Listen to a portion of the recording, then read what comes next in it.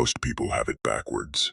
They say, when I get the result, then I will believe in myself. When I win the prize, then I will feel like a champion. When the world acknowledges me, then I will know I am worthy. They are waiting for external evidence before they grant themselves internal permission. And that waiting, that condition they place on their own belief, is the reason most people never arrive at what they are capable of. Cristiano Ronaldo built it in reverse. He built the identity first. He decided who he was before the trophies, before the records, before any result existed to justify it. And then, only then, he went out and let the results catch up to the belief. This video is about that single quality. Self-belief before results, not confidence after winning. Certainty before winning. The difference between those two things is everything. Chapter 1. The boy who would not stop. The heart surgery. In the year 2000, Cristiano Ronaldo was 15 years old and living in the Sporting CP Academy dormitory in Lisbon, 8 years away from his first Ballon d'Or. During a routine medical check, the club's doctors discovered something alarming. Ronaldo had a condition called tachycardia, a racing heart that caused irregular, dangerously fast heartbeats during physical exertion. The diagnosis was serious. Left untreated, this condition could have ended his football career before it truly began. It could have done far worse. He required laser surgery to correct it. His mother, Maria Dolores dos Santos Aveiro, flew from Madeira to Lisbon when she heard. She has spoken about this moment in her autobiography, Mon Coragem, Courageous Mother, published in 2014. She said she was terrified for his life, yes, but also for his dream. She begged him to rest properly after the operation, to give his body time to recover before he put it under the strain of training again. He was back on the training pitch within days of the surgery, not weeks, days. He told his mother, this 15-year-old boy, recovering from heart surgery, in a dormitory far from home, something that has been reported in multiple accounts of this period. I know what I am. This will not stop me. Sit with that for a moment. He had won nothing. There were no trophies on any shelf. There was no Ballon d'Or, no Champions League, no world record of goals. There was only a 15-year-old boy's unshakable internal certainty about who he was going to become. Viktor Frankl, the Austrian psychiatrist who survived Auschwitz and wrote Man's Search for Meaning, said this: everything can be taken from a man but one thing, the last of the human freedoms, to choose one's attitude in any given set of circumstances. The doctors could not take Ronaldo's identity. The surgery could not. Age would eventually take his speed, his explosive power, his physicality. But even that, as we will see, could not take the belief. He left that hospital with the same certainty he arrived with. And within 4 years, he was being signed by the biggest club in England. Chapter 2. Jorgmans Ibezinpination. Not hope. In 2002, Ronaldo was 17 years old and just breaking into Sporting CP's first team. That was when he first met Jorge Mendes. You need to understand who Jorge Mendes is. He is not an ordinary sports agent. He is one of the most powerful and well-connected figures in European football. A man who has represented Jose Mourinho, some of the biggest clubs in Europe, and more world-class footballers than almost anyone in the business. He has spent his career meeting talented young players and distinguishing between the many who are good and the very few who are exceptional. Mendes has described that first encounter with Ronaldo in consistent terms across multiple interviews over the years. What he remembers most, above the talent, above the technical ability, above anything physical, is what Ronaldo said to him about his own future. Mendes has said he did not say, I want to be the best player in the world. He did not say, I hope to be the best. He said, I will be the best player in the world. It was not hope. It was not a wish. It was information. Think about what Ronaldo was at that moment. He was 17. He played for a club most of the world had never heard of.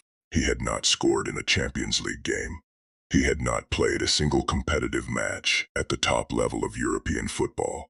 By every external measure, there was nothing to support that statement. And Mendes, who had heard hundreds of talented teenagers talk about their ambitions, heard something different. He heard certainty. He signed Ronaldo. He built an entire career structure around him, and then watched that statement become a documented fact. Napoleon Hill spent 20 years interviewing over 500 of the most successful people in America for Think and Grow Rich, and the single quality that appeared in all of them was this: A burning desire, not a wish, not a preference, but a desire so specific and so intensely held that it organized every choice, every sacrifice, every repetition around itself. Hill wrote, "Whatever the mind can conceive and believe, it can achieve." This is often quoted as a motivational slogan. It is not a slogan. It is a description of a mechanism. When you carry a burning desire, when you have moved past wanting and into knowing, your mind begins to filter all of your experience through the lens of that destination.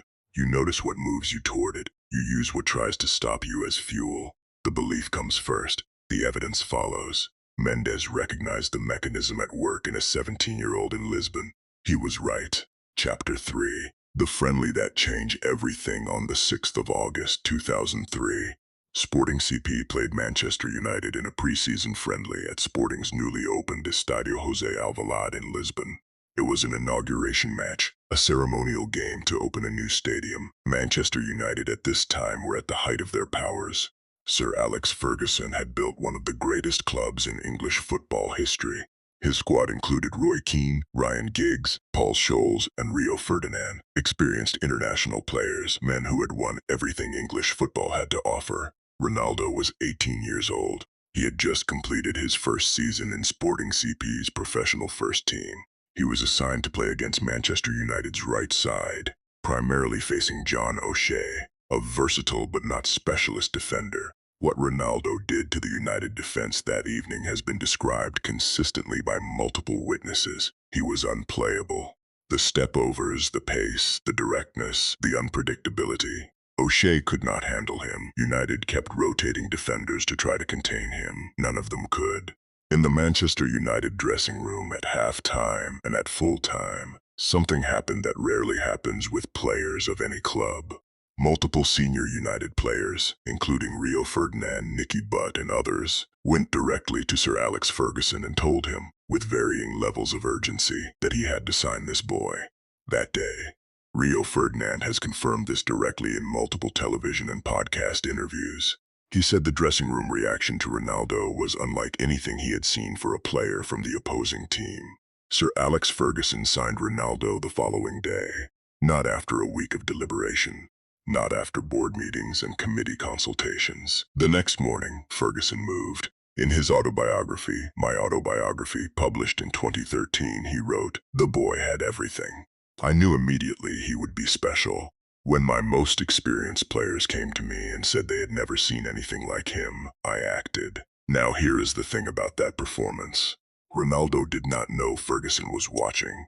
This was not an audition. It was not a trial. It was a ceremonial pre-season friendly in Lisbon for the opening of a stadium. There was no transfer at stake that he knew of, no contract on the line. He performed at that level because that was his level. He carried himself as if he belonged among the best players in the world, before anyone had confirmed that he did. The identity was already formed. The performance was simply the expression of it. Chapter 4. Taking Raul's number. In the summer of 2009, Ronaldo signed for Real Madrid for a then world record fee of £80 million.